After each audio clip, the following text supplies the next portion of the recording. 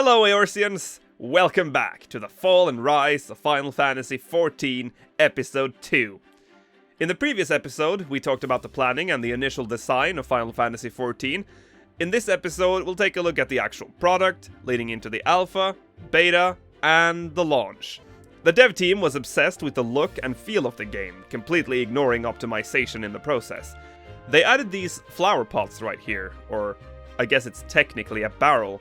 And one of these flower barrels had approximately 1,000 polygons and 150 lines of shader code. And that is the same amount of polygons and shaders as a character model. Chuck 8 of these in a dungeon and you've got a full party with a fair amount of lag on the side. But one of the game's greatest assets was its music. Once again composed by famed Final Fantasy composer Nobuo Uematsu. It was the first time in a long time Uematsu was hired to do a game's entire soundtrack, and the first track he composed was the theme for Limsa Lominsa. Uematsu composed around 70 to 80 tracks for the game, all of which was composed following clear guidelines provided by the dev team. The theme song, Answers, was also composed by Uematsu, and he picked Susan Calloway as the singer after watching her perform during a Distant Worlds concert in America 2 years prior to the game's release. The song would later become hauntingly foreshadowing for the events that would end the 1.x era a couple of years later. Walk free, walk free, walk free,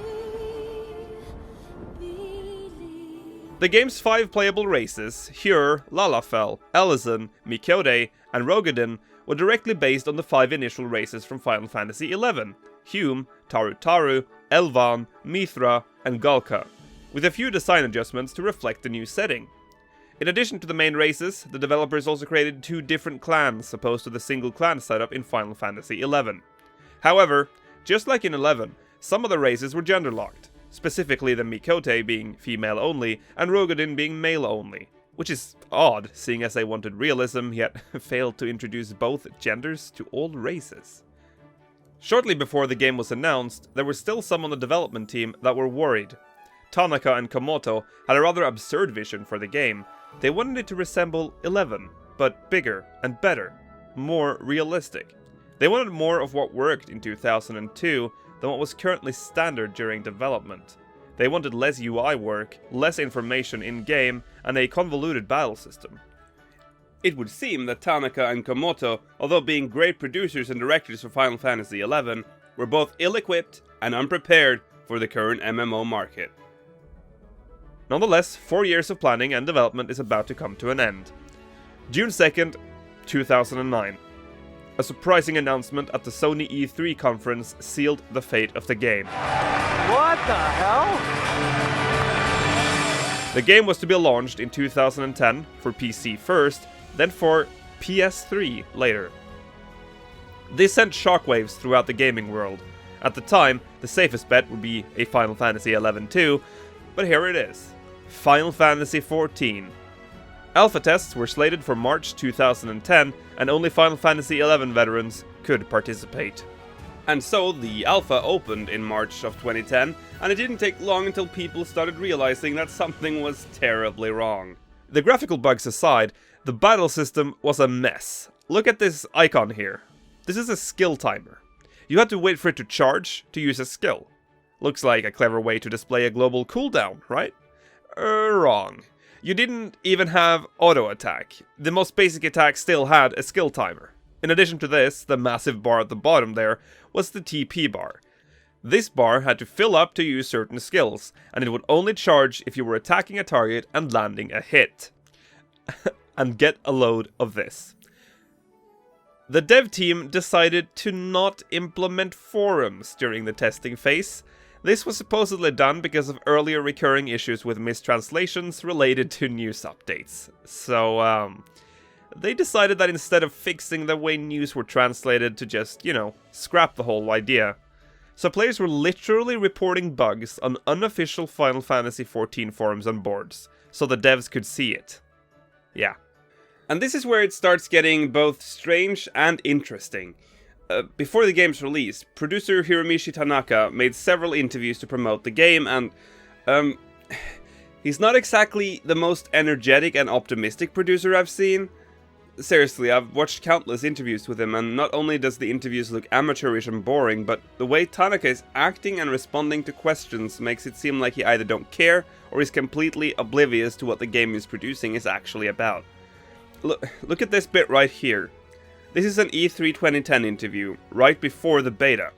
The interviewer is asking Tanaka why Final Fantasy XIV doesn't have a jump feature. A rather basic feature in most games at the time. Oh yeah, I forgot to mention that. Final Fantasy XIV 1.0 didn't have a jump feature. Pressing the spacebar activated the chat. So the interviewer asks Tanaka why this feature has been omitted from Final Fantasy XIV, and the translator doesn't even understand the question. So the interviewer elaborates, and 要請がないからっていうところが一番大きいんですよ。 The main reason is because we don't think it's important to have the functions in the game. We don't need to have the functions in the game. So that's the main reason. 何飛んでも何が起こるわけでもないと思うけど。 So even if you jump around, nothing is going to happen. So that's the main reason. Alright. yeah, he laughs at the question. We don't need jumping. Oof. Tanaka made several claims during the interview, like the fact that he didn't want a minimap on the screen at all to make exploring more fun. Yeah, because what could be more fun than running around in a copy-pasted zone with no way of knowing where to go or where you are? Seriously. But maybe the reason Tanaka acted the way he did was because he felt the way most of the staff at Square Enix felt at the time. Final Fantasy is a cash cow, and the fans will line up for the milking. This was sadly somewhat true, but Square Enix was in for a rude awakening. The beta test period was getting close, but Square Enix kept pushing the date back from its original August 2010 target date, due to all the massive issues that were reported during the alpha test. The biggest headache for the devs was the flawed battle system. They had to change it somehow, and finding the right way to change it without having to rewrite the entire system proved difficult. The beta test was pushed back until September 2nd, 2010. 29 days before official launch. During the beta test, non-Final Fantasy XI players got to join in, and they quickly discovered that this was far from what they expected.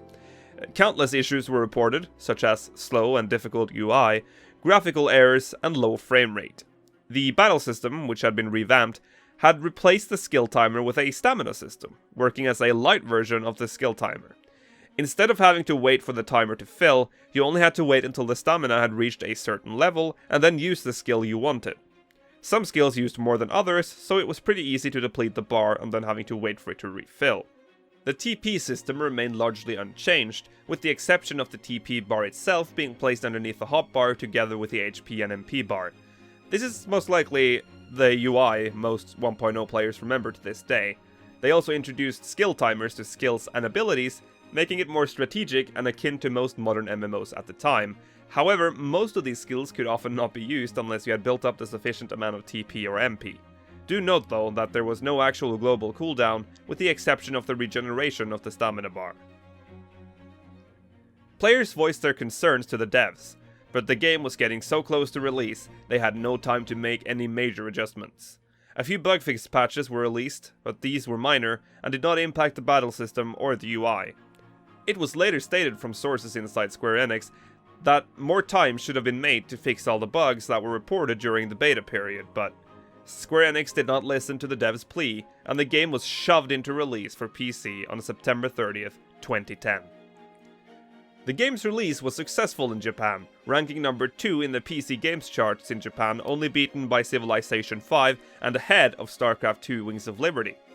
In the UK, it debuted number 10, behind games like F1 2010, Halo Reach, Civilization V, and Prince of Persia: The Forgotten Sands. By November 2010, the game had sold 603,000 copies worldwide. But Square Enix had just made one of their biggest mistakes to date. Final Fantasy XIV was not ready for release, and it was starting to show. With no official forums to ask for help, confused new players straight up abandoned the game after getting past the opening cinematic. If they stuck around long enough to actually get through the main story, they would soon find that the main story was shallow and difficult to follow, as quest NPCs did not show up on the world map, and the maps had no icon descriptions of any kind. Fun! And it gets even better. the map could not be resized. It had to cover the entire screen, and the only way to move the map... Actually, if you haven't played Final Fantasy XIV 1.0 before, just think to yourself, what would be the easiest way to move around a full screen map? If you thought click and drag, well, you're wrong. It's the logical buttons I, J, K, and L, of course. But wait, there's more. Let's take a look at our gear. How do we get to our gear screen? It must be a hotkey, right? Nope. Pressing minus on your numpad, hello Final Fantasy XI players, or simply clicking on the main menu button would slowly open the menu. From there, click Gear, and behold the beauty of the gear screen.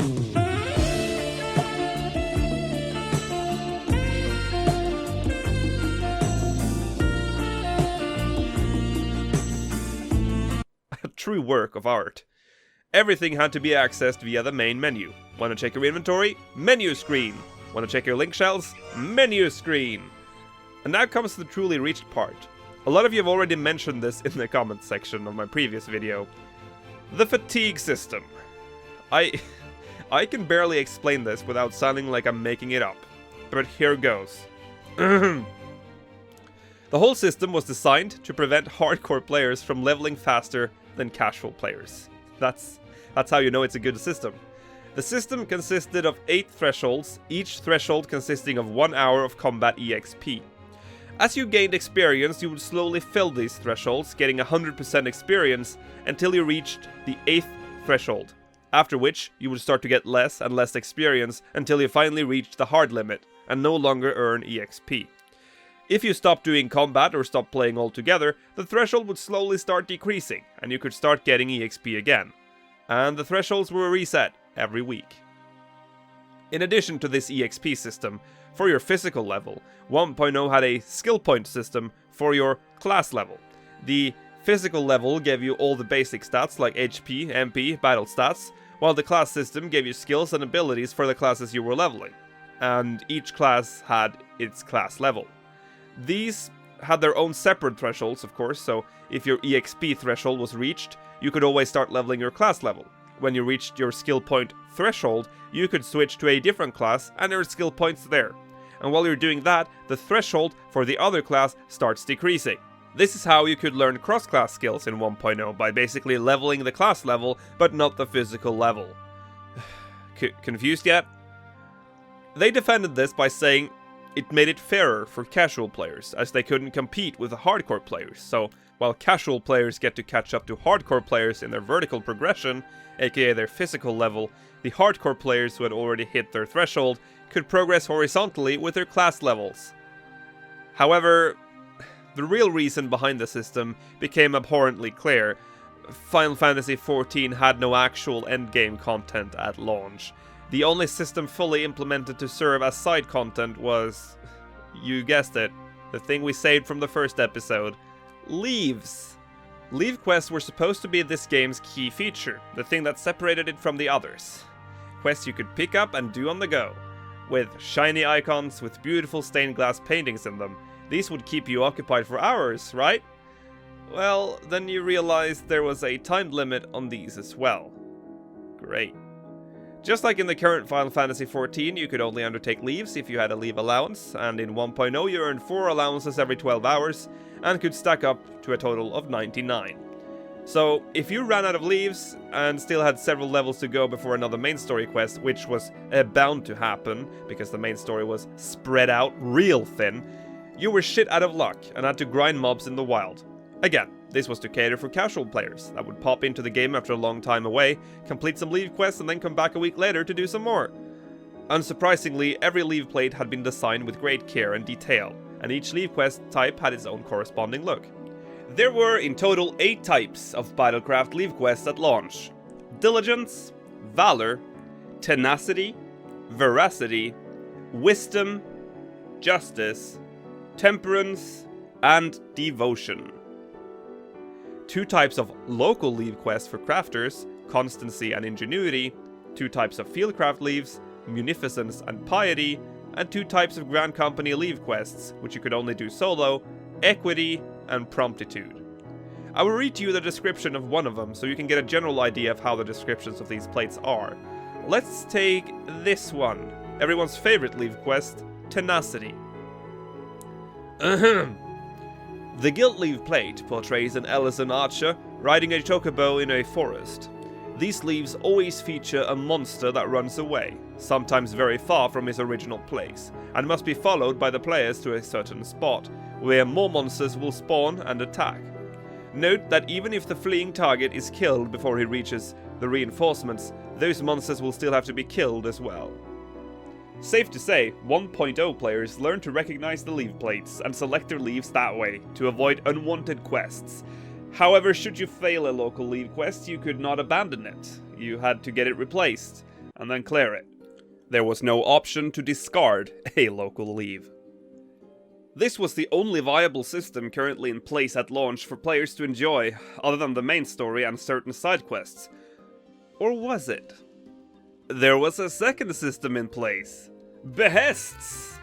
These were basically just like leaves, except they would spawn randomly every 30 minutes, close to Aetheryte camps. And they would not require a leave allowance. Yay!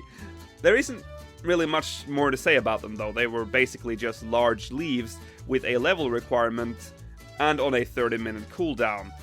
Oh, and they were open for everyone, so you'd often have large groups fighting for the same goal. So I guess it could be categorized as a forerunner to the Fate system implemented in 2.0, but that's stretching it a bit. So, basically running out of leaves meant you had to either grind for a very long time, wait for behests to spawn every 30 minutes, or stop playing. Seriously, this game felt like it was actively trying to make you stop playing it. But oh, there is so much more. But that's all we had time for in this episode. In the next episode, we will take a look at the teleport system, chocobos, market wards, and of course the critical reception and the decline of the game. I hope I've improved from the first episode, and as usual that you haven't died from boredom. If you're still breathing, give me a thumbs up if you enjoyed this and want the next part ASAP. Leave a comment telling me what you think of this video and your best and worst 1.0 memory. The best and worst 1.0 memories from my previous video is now being shown on screen.